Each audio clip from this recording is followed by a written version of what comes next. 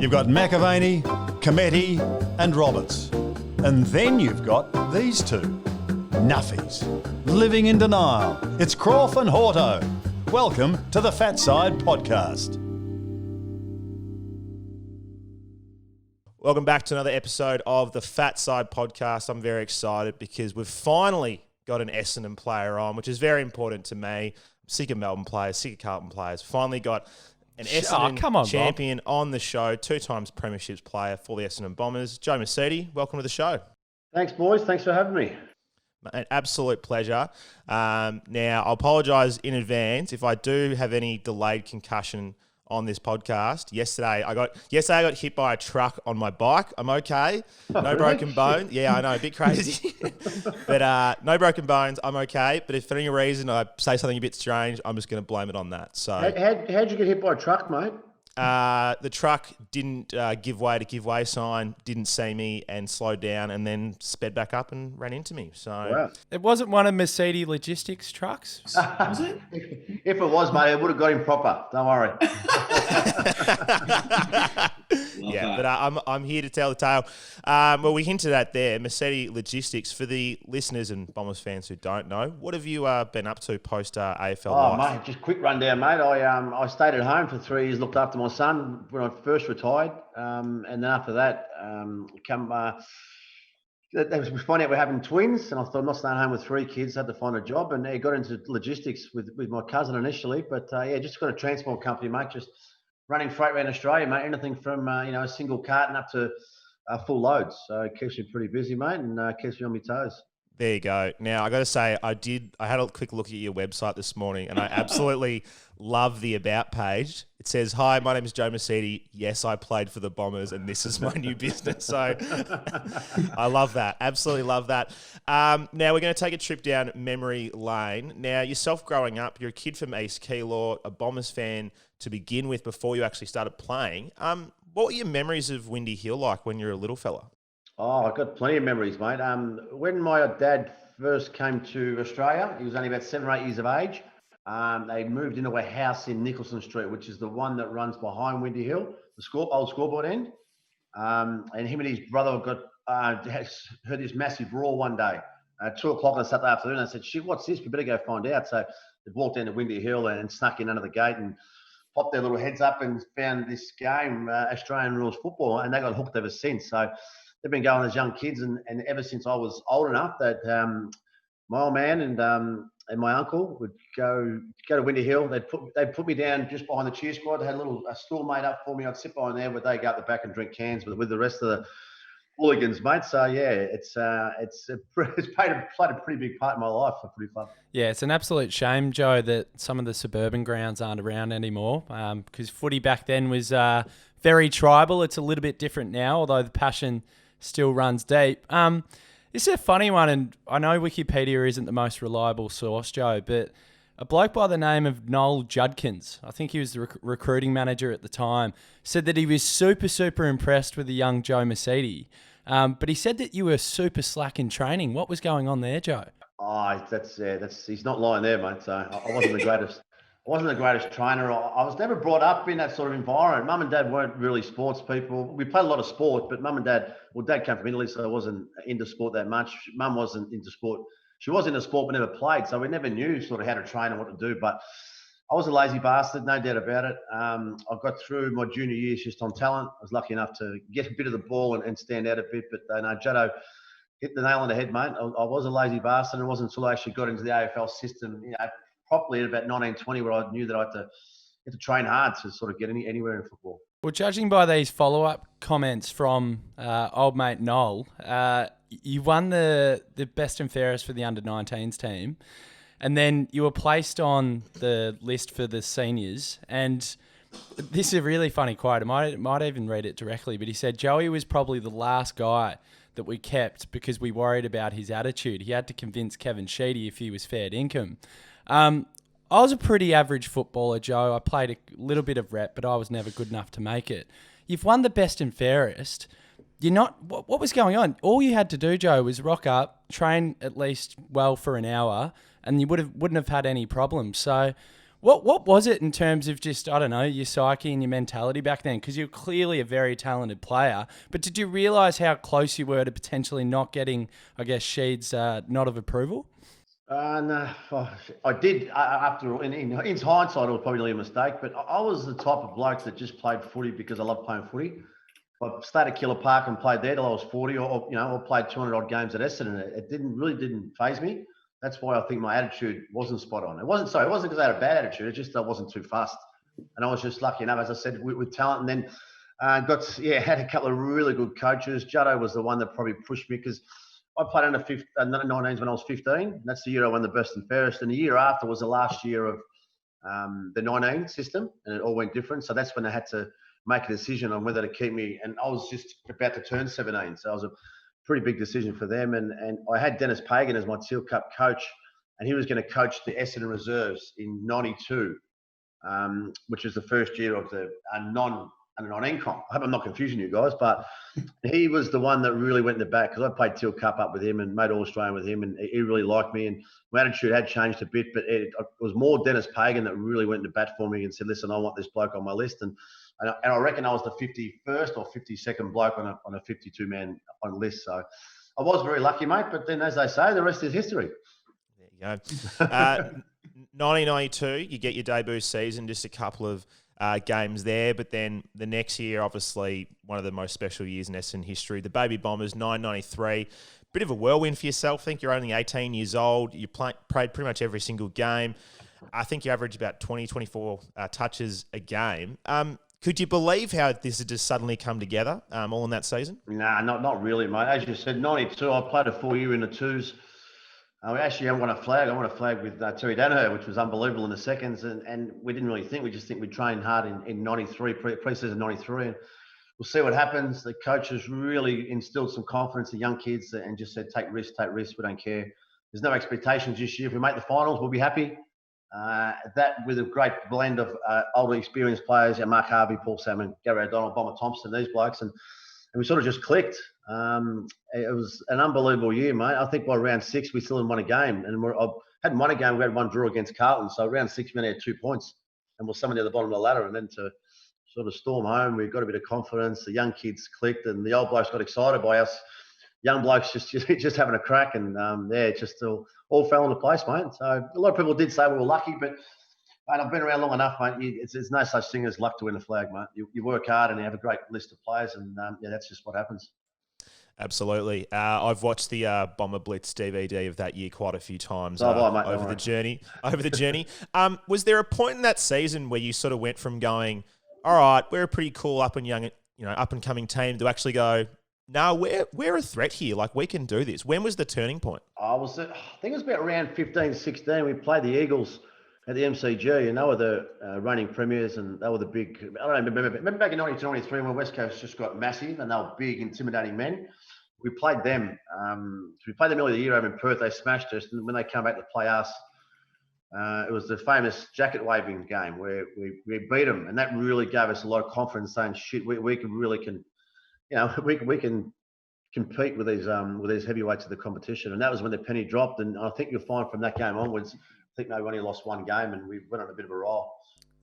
Yeah, that was incredible. What a year. I was 4, can remember it vividly. Joe, I found a very enjoyable clip that we actually ran on our social media account the other night, and it got a bit of fanfare, Rob. I was pretty happy about it. 1993 Mad Monday, some of my favourite moments when it comes to footy. Longy had his ripping shades on. He was giving Sheeds a bit of cheek when they were doing the news report. Heard he was looking pretty lush in his Bombers 93 flag tee. But the camera panned to a man called Joe Misiti, and instead of just a little smile or a wink or a cheers with your beer, you decided to blow some smoke rings at the camera, Joe, which I, again, found very enjoyable. But everyone knows the nickname Smokin Joe. I don't know a hell of a lot because I'm a Melbourne supporter, but did you just love having a dart back then? Because, of course, culture has changed significantly in the last 27 years. Was that just the case? You didn't mind having a casual dart, and that's where the nickname came from? Yeah, that actual picture, I was actually smoking. We all had cigars lit up, so we're all smoking cigars. So that was actually a cigar one. But the nickname originated from Gerard Healy on Sports World. I went in and I was only played about 7 or 8 games, and there was no Joes. Believe it or not, there was no Joes playing football. And he just came to me. He started calling me Smokin Joe after Smokin Joe Frazier. So that's where the actual nickname came. But I'm not denying the fact that I'm partial to a dart after a few beers on a Saturday night, mate. So yeah, there's no line, but that's where the actual nickname come from after the boxer. And even since then, there's been jack shit Joe's play football, which is unusual because it's a pretty common name. Yeah, exactly. Now, I've really enjoyed isolation in terms of Fox footy and watching classic matches. Of course, we've got. I wouldn't call it normal footy. I keep calling it compromised footy to Rob every week. It just feels a bit eerie without the crowds. But one game that I thoroughly enjoyed watching was the 1993 prelim. Now, we speak about the grand final and the fact that the Baby Bombers won a flag that year, but I didn't realise that the Bombers were down by 42 points at halftime against Adelaide and then stormed home to win that clash and make the grand final, which I could imagine, Joe, would have given you the ultimate confidence to go on and win it the next week. But that game was berserk, and I have a bit of a dislike for the Bombers, as Rob knows, but I really enjoyed watching that game, and I was super impressed with the way that Essendon turned the screw early in that third quarter. Has that got to be up there with one of your favourite games that you've ever played in? Oh yeah, easily top 3, top 5. But the funny thing was, and I'm pretty sure after they were down by 7 goals at half time, and they kicked the first goal in the third quarter, I'm pretty sure. So we're down by 48 points with about 55 minutes of playing to go. And, you know, Sheeds came in. It wasn't so much Sheeds at half time. All the leaders, Bomber, Halves, Gary O'Donnell, Fish, I kept mentioning these names. They just said, boys, we've had a great season. Let's not end like this, okay? Yes, we might win. Yes, we might lose. But let's just have a crack this last half. Give it all you got. Take all the risks in the book because it doesn't matter. It's a prelim. If you lose by 10 goals, lose by a point, you still lose and don't make the grand final. And the boys just took it on board, and we just got a run on. Michael Long was, it's one of the most inspirational final series a man's put together, apart from my 2000 final series, but we'll get down to that later. But it was just unbelievable, a joy to watch, and things just happened. And Boris, I think Darren Buick kicked 6 goals in the second half, and we just came from the clouds. And then when we won the prelim, we were that confident on that much of a high that we knew that no one would get near us in the grand final, which they didn't. We blew Carlton away. The game should have been over at quarter time, and I think we had 10 shots on goal to about 2. So, and in the end, won by 7 or 8 goals, which is quite a convincing win in a grand final. But the biggest thing about I got out of that game was you blokes probably don't realise that there was a passage of play where we were maybe just really getting back into the game. And I think Fletch got it in the back pocket, the handball to Wanganeen, where he switched it in the middle to Rick Olorenshaw, who then kicked it to Dave Calthorpe, who gave a little handball to Mark McCurry that kicked the goal.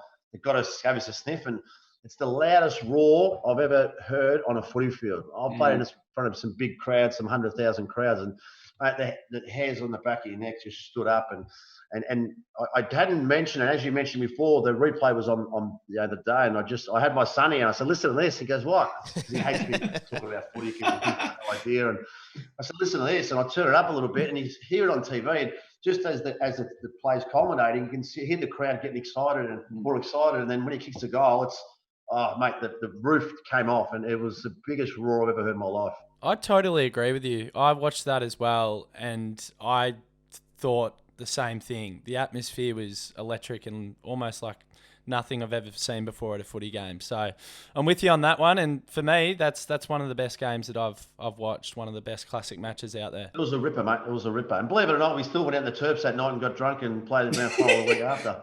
And had a few darts in the process. 100%. What an era. We'll jump ahead a couple of years to 1999. Up until the prelim, it was a fantastic year. I've spoken to a few former Essendon players through doing the Sash, my Essendon podcast, and just, general stuff involved with the club. From everyone who's played in that era, that's the one that got away for us. People say more so than 2001. It must have been absolutely heartbreaking, that game against the Blues.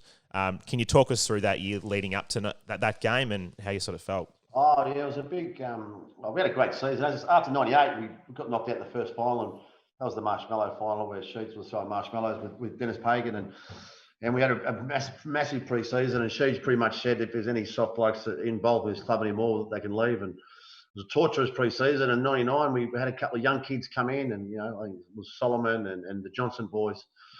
Dimmer Hardwick come across, and it was just we got some real toughness in the side, and we had a really, really good '99 season. Unbackable favourites in the prelim final, which usually happens, especially in horse racing. The unbackable favourites usually get beaten, but we had the game sort of won. We kicked poorly, which killed us as well, which a lot of people don't realise. We had that last moment when Wally tried to sidestep Fraser Brown, which if he tried that 10 times, he'd do it 9. So it was just one of those things. But you can't blame sort of anyone. Merckx missed the goal. He would have kicked 9 out of 10 times. But as I keep telling people, you had 2 hours to win a game of footy. You can't take it back to, at 5 seconds of madness. But probably that game set us up for what was, the best season in AFL history the following year. Now, correct me if I'm wrong. After the prelim, Sheeds made you guys all go to the grand final the following week and watch the game. Is that right? Yeah, correct. He made us. We went across and had, I don't know, it was lunch or dinner at a little restaurant across the road, but he got us all tickets. I don't know how he managed to get 40 grand final tickets a week out, but he got it. We all went and watched. It was the worst 2 hours because we're thinking we should be out there playing. Yeah. It was disappointing, but we sat there and then we went across to have dinner after that, and sort of she just sat us down and said, I made you do that because I wanted you to feel how much suffering you do have if you miss these opportunities because they don't come around that often. So we just sat around the table and we had dinner and we spoke about it, and then that's really when our pre-season 2000 launched, was that night's grand final night of '99 around a dinner table, eating pasta and drinking red wine. There you go. Was there much mindset change between, like you spoke about the change from 98 to 99, but it was more just 99, 2000 went, no, we know that we can do this, and you just really backed yourself in because, it's, as you said, one of the greatest seasons of all time. I think it's the most ever Brownlow votes a team's ever gotten in a year. Just a berserk side, and thankfully smashed Melbourne in the grand final. So was there was there big mindset change between 99 to 2000? Yeah, I think you hit the nail on the head. Where 99, we didn't think we were up to it after, we had a fair few lean years in 97, 98, after losing to the Swans in 96 and a prelim as well. So I think 99, we didn't know we would get there. Then when we started to play good footy, we had that confidence. But then the mindset of 2000 was, we know we can beat every side of the competition, and we're going to do it. And we're going to do it by going out there and just playing hard, tough, ruthless footy and, sort of take no prisoners. Yeah, that's right. Thanks for that, boys. I really enjoyed that as a Melbourne supporter. But no, in all fairness, I think one thing that gets maybe lost on people that speak about the 2000 grand final is it really was men against boys. Melbourne were an incredibly inexperienced team at that point in time. They went on a 10, 11 game winning run to even make the grand final. We upset the apple cart by beating Carlton in that qualifying final. And the problem with Melbourne was we were just happy to be there, Joe. And I think that was evident in the first quarter and the second quarter when Melbourne supporters speak about the Essendon players being thugs. Well, I'm sorry, Melbourne weren't up to it physically. It's a shame. It's embarrassing for Melbourne fans. We haven't had a lot to cheer about, but I don't think anyone was coming between you blokes and that premiership. Oh, mate, we could have played a combined AFL side. I reckon we would have beaten them. We were that confident, mate. So exactly. That's what happens when we've got a great list of players that just sort of got the one mission, and the only mission was, if we lost on the prelim, it was a failure. The only way we could sort of have success that year was to win a flag. And what we did too, I'll tell you another story, boys, was mid-year, Kevin Bartlett came out and spoke to us as a group. Obviously great Richmond champion and a really, really great bloke, and came out and gave us a spiel about obviously grand finals. He's very, very successful as an individual and as a team. And he came out and he never understood why teams sung the theme song after every game they won. And we were thinking, where's he going with this? We didn't understand what he was going on about. And he said to us, and we made a pact with him, he goes, what you should do the rest of the year, if you win a game, come in, shake hands, warm down, but don't sing your theme song. The only time you're allowed to sing your club theme song this year is after you win the grand final. So for about 10 weeks, we didn't sing the club song. And all the reporters that come in with their cameras waiting for everyone to sing the club song and get the circuit, but we just never did it. And that was our pact. We said, we're not going to sing it until we win the grand final. And when we did, it was a pretty almighty roar. We did it in the middle of the MCG once everyone left, and we sang the club song. And even though we won 12 of those games, but we didn't sing the song. So a little bit different, mate. But those little things make a big difference sometimes.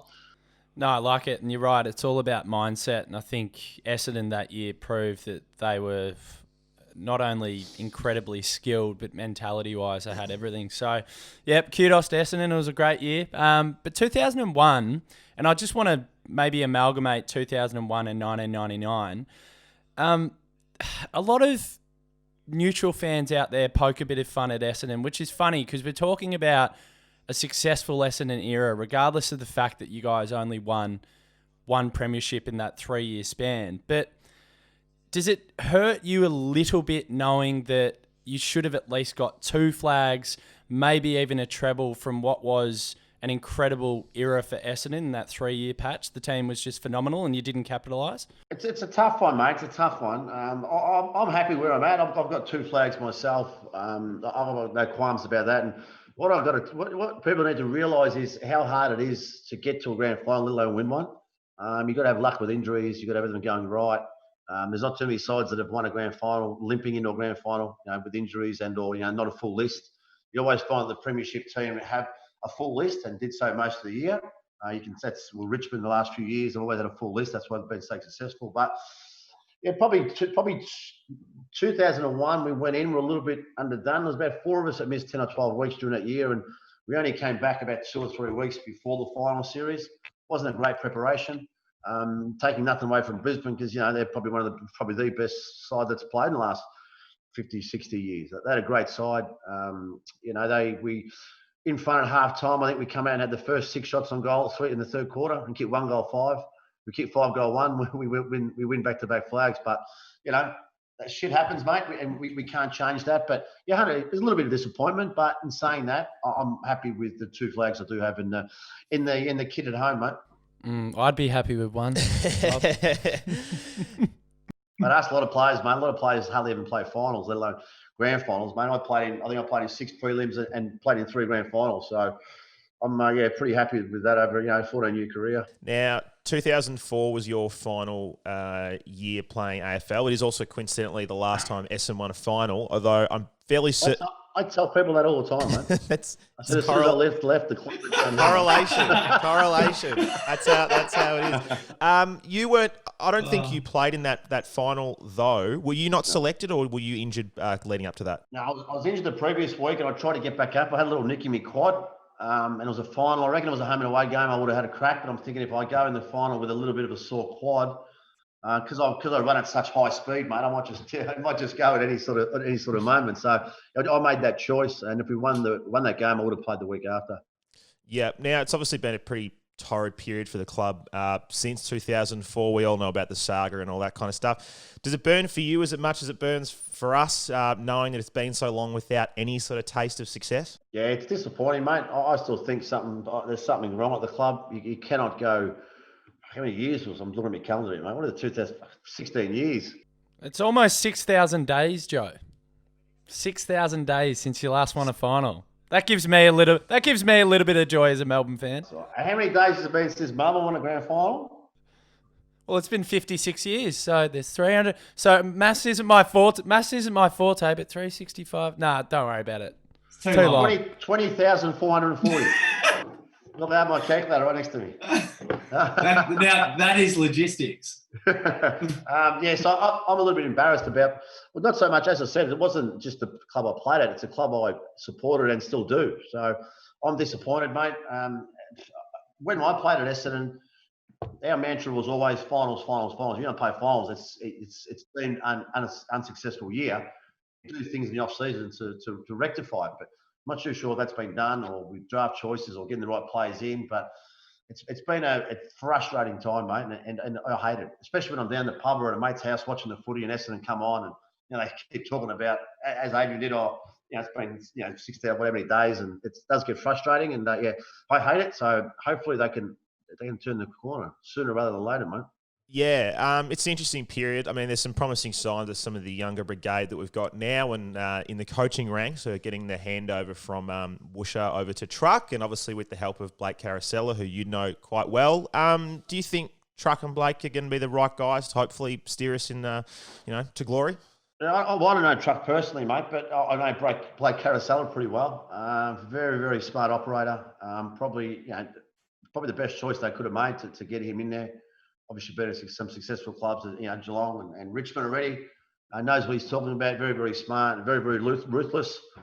So I think that's a great addition. I feel a little bit sorry for Worthfold. He sort of got thrown into the fire when I don't think anyone else wanted the job. He's done a great job, but with limited resources and players on the field. So hopefully the handover goes smoothly. But we'll have to wait and see, mate. We're undefeated at the moment, mate. So he must be doing something right. No, you won't be after the weekend, boys. So on a Sunday, we're coming around to your place, Joe. Well, happy, mate. It just cost you a slab on entry, mate. You're welcome. A slab and a pack of Winnie Blues. Perfect. Yeah, no, Winnie Gold original. Done. We're in. I've got a quick one before we do a little quiz that Rob likes to do with all our guests, Joe. If you could pick 5 players, and this is the trick, you got to pick yourself, but if you could pick 5 players, you got to pick 2 players from the current crop, and you got to pick 2 players from when you used to play. Who would those 4 players be? And the idea of this is you're basically starting your team. So who are the 4 players, 2 current, 2 old school that you played with? And you're in the team. That's a big question without notice. It is. So players that I like to watch now, or I think the best players, or I like to watch? But so this is if everyone was playing at the same time in the peak of their powers. So Smokin Joe's in, and Smokin Joe's got to pick 2 current players to fit in his team and 2 players that you used to play with. Who would they be? Oh, okay. All right, 2 I played with, mate. It have to be from my side, Essendon, or anywhere else? No, your side. Oh, my side. Yeah. Oh, my side. I don't Hurdy in, no worries. Hurdy's in? Yeah, Hurdy's in. He's my number 1 pick. Who's the Tough other one, mate. You go for a key defender or a forward or... I don't know. I like to play attacking footy, mate, so I want to kick goals, not save them, mate, what they do nowadays. I'd really have Hurdy and Mercury in my 2. Wow. That's good. For mine. Yeah. And who are the 2 current ones that you'd pick in the team? Oh, Started off. Stringer? Jake Stringer? No. Jake Stringer? Not Jakey. boy. Current. There's a few. I love watching Big Mick Hurley play down back. Without him, I reckon we'd be a lot more lost, if that makes sense at the moment. So I'd have him just as my dependable defender. Yeah. I'm trying to think. You've got one other to complement this starting 5 in the side. We need a forward, don't we? Oh, no, we've got 2 forwards. What am I talking about? Oh, geez, you're throwing me here, mate. It's tough, isn't it? Yeah, it is, mate. It is. Zach Merritt? He plays well. He's a Dylan bit Shield. like me, a bit one-paced. I want to see a quicker side. Because I do like the way McGrath plays. He looks like a player. Just knows what he's doing and always makes the right decisions, which is pretty hard in the sort of the heat of battle, mate. So I'd nearly throw McGrath in there too, mate. Okay, so we've got McGrath, Hurley, we've got Mercury, Hurd, and Misiti. That's pretty good, Rob. I'll just sit around the middle and just keep feeding these blokes up forward, and away we go. Beautiful. Unbeatable. Love it. Beautiful. Now, just to wrap things up, Joe, we've been playing this over the quarantine period with our guests. It's the quarantine quiz. So it's 10 questions. Some are footy related. Some are just completely random general knowledge. I'll give you our leaderboard at the moment. So, he'd know the leader. you know the leader. So at the bottom, Alex Johnson from Sydney got 2 right. So that's the low bar. Then you've got Sandy Roberts, Dennis Armfield, Russell Robertson, Brad Sewell all got 4. Alan Tuvey from Collingwood got 5, and Glenn Manton, who you would know, got 6. So Glenn's set the bar. So you got 10 questions here. So I'll start you with a footy one. Question 1. In the 1990s, who was the only player to win a Brownlow and grand final in the same year, in the 90s era? A Brownlow and a grand final the same year. Yeah, only one player did it. Gavin Wanganeen. That is correct. Well done. Well done. I should know that one, shouldn't I? Yeah. Yeah. I was a bit worried there. I was like, oh, shit, Joe. Question 2. Mr. White, Mr. Orange, Mr. Blonde, and Mr. Pink are the main characters from which famous film in 1992? Reservoir Dogs. Bang. Oh. Oh, he's off to a blinder. Glenn's in his sights. Here we go. Glenn's in his sights. All right. Question 3. Coles Bay, as in Coles like the supermarket, Coles Bay is located in which state or territory of Australia? Coles Bay. should know this. I'm in logistics, mate. I know most places in Australia. Coles Bay. Oh, no idea. Let's say Victoria. Incorrect. It was Tasmania. Oh, okay. Question 4. Which horse won the 1999 Melbourne Cup and is also the name of an Indian curry? I know nothing about horse racing, mate. And I hate Indian curry. Have a guess? I'm trying to. I've got no idea, mate. No idea. No, yeah. The answer was Rogan Josh. Josh. Yeah. Oh, shit. Question 5. Travelling at 343 metres per second is the speed of what? Flight. No, speed of sound. Speed of sound. Speed of sound. One or the other. Here we go. Question 6. What year did Fremantle play their first ever AFL game? I reckon it was 1990. No, it's a bit later than that. It was 95. 95. I just see the AFL emblem on their Freo Docker shirt, and I thought 1990 was the year AFL started. So Okay. anyway, at least I got off to a good start, mate. That's Yeah, amazing. it's all right. One more and you won't be last, so it's all good. Oh shit! All right. Let's see how well you know your cartoons on TV. Question 7. In the TV show Family Guy, what is the name of Peter Griffin's next door neighbour who is also a pilot? I can picture him. I love that show. It's so funny. He's a bit of a ladies' man. Oh, is it? What is it? It's not Quagmire, is it? What is his name? Yeah, we'll give it. Yeah, Quagmire. What is? I can't say it. Glenn Quagmire. Yeah, Quagmire's he's the fine. one that's he's got the dirty mind. Yeah, he's got a dirty mind. He's sitting with Carl Morton on 3, so you're sitting with a former legend of the game. Question 8. Odyssey number 5 is an album by which Australian rock band? They're a pretty big band, so it's not some little pub band. Mate, I listen to Gold 104. That's about it. What is it? Odyssey number 5. I don't want to answer, so I might sound stupid. You gonna have a guess? You got me here, mate. I know nothing about music. Okay, it was Powderfinger. Powderfinger. There you I didn't even go. know they were Australian. There you go. Anyway. No, they're from Brisbane. There you go. They're from Brisbane. Question 9. Isn't some more footy ones for you? Tom Liberatore, Jack Zeeble, and Jude Bolton share which AFL record? I reckon you can get this. Um, Think about the way they play, Joe. most tackles in a season. Oh, there's most tackles in a game.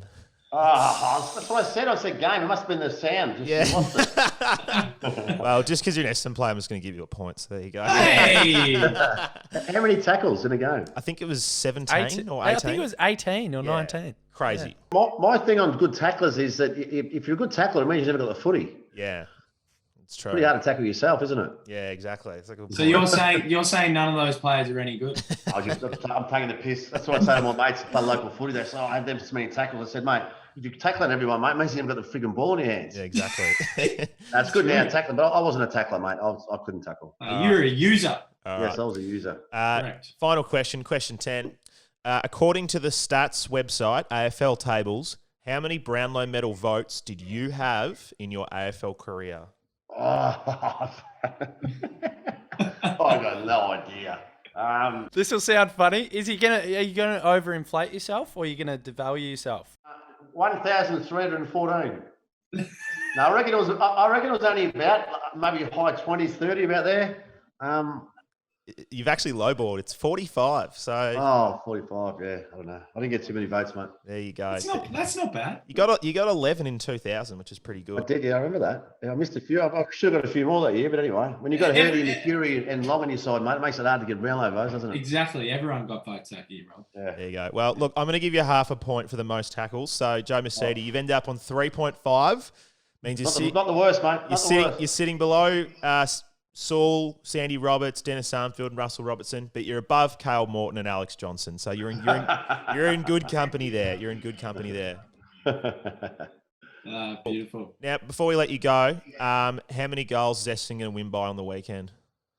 Who cares? I hope they win. I reckon they're going to win by. I'll take them at 30 plus points. Oh, No chance. No chance. It'll be a good game though, and it's great to have it back. I must admit.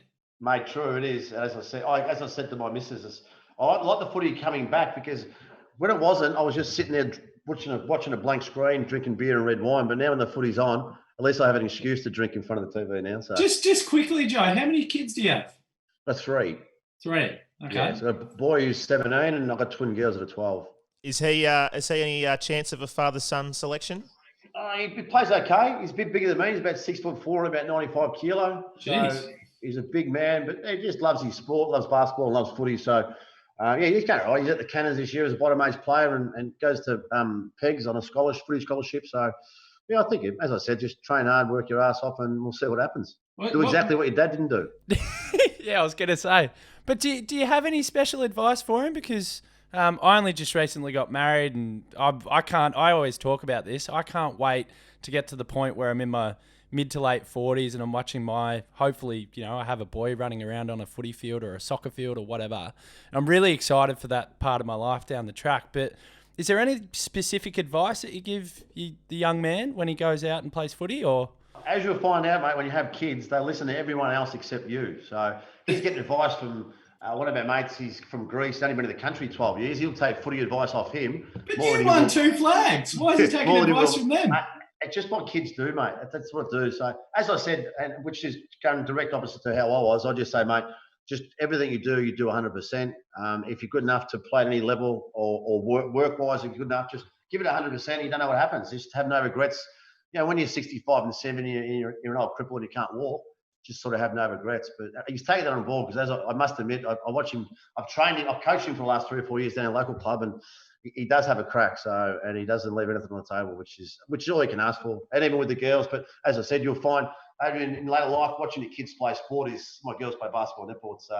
It's very rewarding and very proud. It's just a great moment to watch your kids fit and healthy playing sport. Rob, you'll get there one day. You've been on a few dates. She might be the one. So yeah, who knows?